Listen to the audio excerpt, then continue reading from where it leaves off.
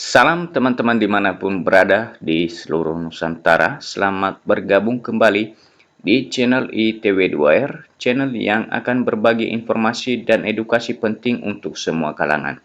Dan terlebih dahulu jangan lupa dukung terus channel ini dengan cara like dan subscribe, juga bagikan kepada yang lain agar yang lain dapat mengikuti informasi-informasi terbaru melalui channel ini. Dan teman-teman dimanapun berada, satu kabar terbaru kami ingin bagikan untuk teman-teman ketahui berikut informasinya.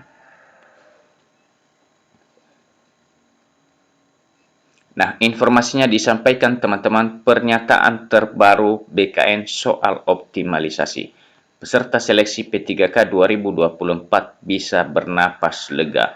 Nah, bagi teman-teman yang mungkin masih ragu-ragu mengenai soal adanya kebijakan optimalisasi, maka teman-teman ada baiknya untuk mengikuti informasi ini secara detail. Berikut informasinya, mari kita ikutin, dimuat salah satu media nasional.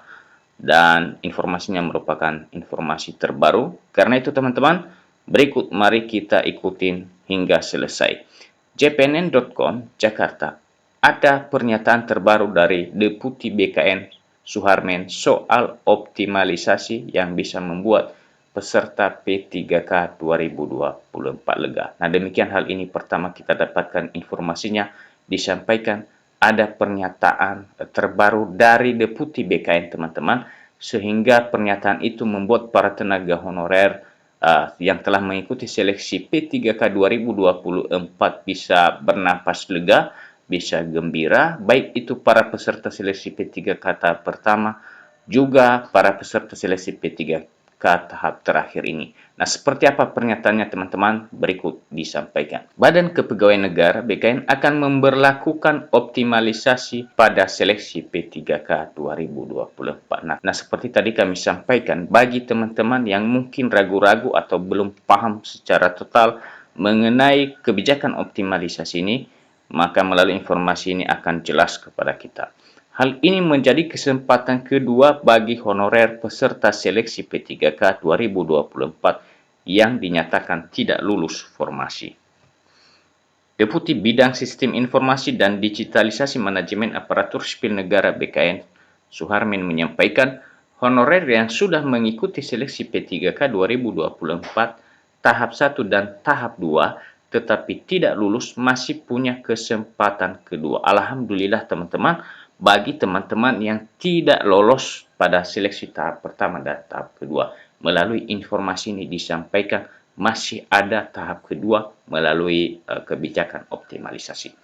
Kesempatan kedua ini melalui mekanisme optimalisasi. Pemerintah memberikan kesempatan kepada semua honorer yang sudah mengikuti seleksi P3K 2024. Sekali lagi teman-teman, ini kebijakan optimalisasi ini berlaku bagi mereka yang telah mengikuti seleksi P3K 2024. Artinya baik itu tahap seleksi pertama dan terakhir ya, tahap kedua.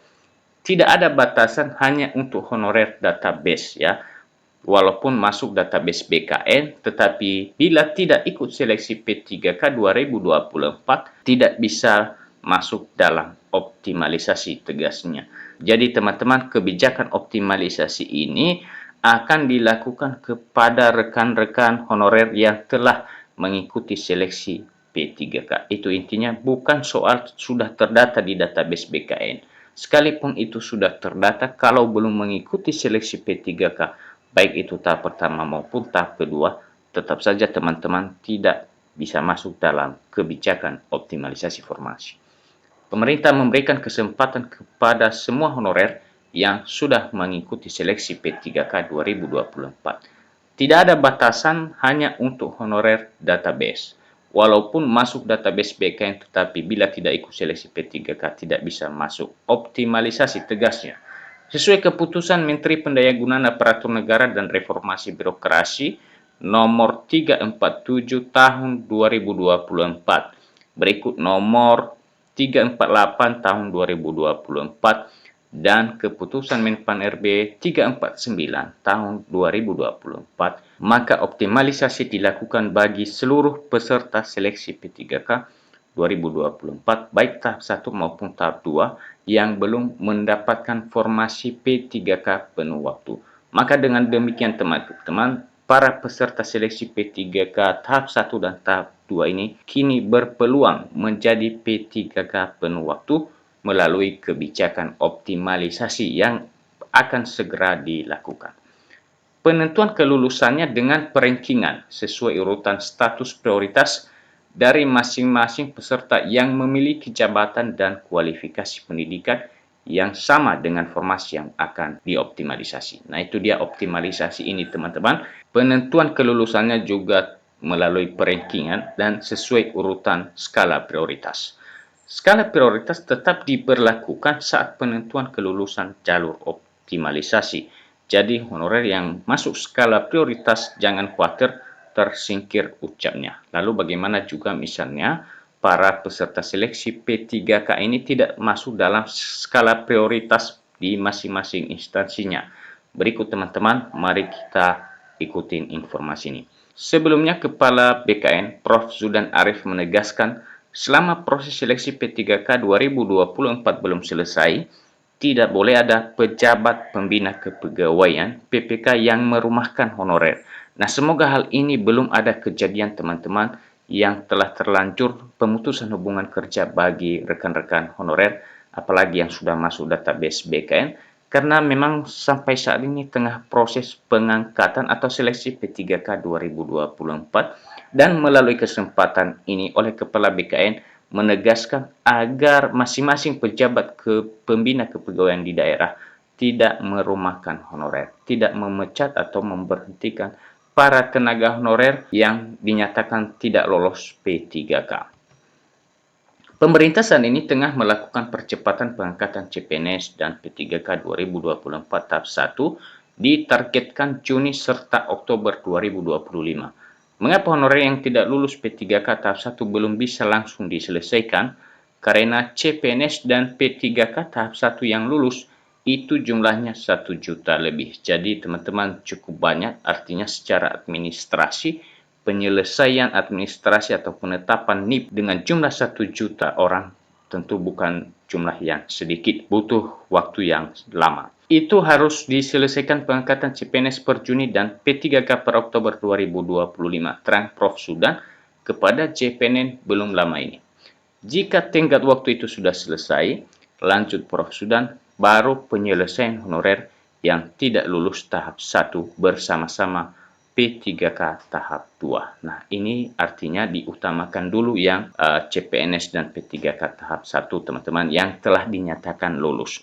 Lalu kemudian nanti setelahnya baru ditindaklanjuti penyelesaian honorer yang dinyatakan tidak lulus pada seleksi tahap pertama dan tahap kedua. Itu pun penyelesaian honorer tidak lulus tahap pertama melalui jalur optimalisasi setelah perankingan P3K tahap 2. Jadi optimalisasi itu diberlakukan setelah P3K tahap 2. Sisa formasinya diisi dengan skema optimalisasi berdasarkan ranking terbaik dan pelamar prioritas tegasnya. Jadi melalui kebijakan optimalisasi ini teman-teman tidak akan mengganggu kelulusan P3K tahap 2 karena lebih awal ada pengumuman untuk P3K, para peserta P3K tahap 2 maksudnya. Baru setelah itu nantinya bagi yang tidak lolos maka kemudian akan dilakukan kebijakan optimalisasi untuk mereka. Kemudian yang tidak mendapatkan formasi di tahap optimalisasi dialihkan ke P3K paruh waktu yang proses pengusulannya tahun ini juga. Oleh karena itu, Pemda dilarang keras memberhentikan honorer. Mengapa tidak boleh Pemda memberhentikan honorer, teman-teman? Pertama, karena proses seleksi P3K sedang berlangsung dan juga setelah itu nantinya akan ada kebijakan BKN, yaitu kebijakan optimalisasi formasi, sehingga mereka masih punya kesempatan untuk menjadi P3K penuh waktu. Dan sekalipun itu tetap juga tidak bisa masuk P3K paruh waktu, melalui informasi ini disampaikan mereka akan dialihkan menjadi P3K paruh waktu. Jadi masih butuh proses yang sedikit agak lama. Pemda tidak boleh memberhentikan honorer selama proses seleksi P3K 2024 masih berlangsung, sekalipun itu dinyatakan tidak memenuhi syarat atau TMS pesannya. Dia menghimbau seluruh instansi pemerintah pusat maupun daerah tetap menganggarkan gaji honorer. Nah, semoga hal ini juga gaji honorer mulai dari Januari telah dianggarkan, teman-teman.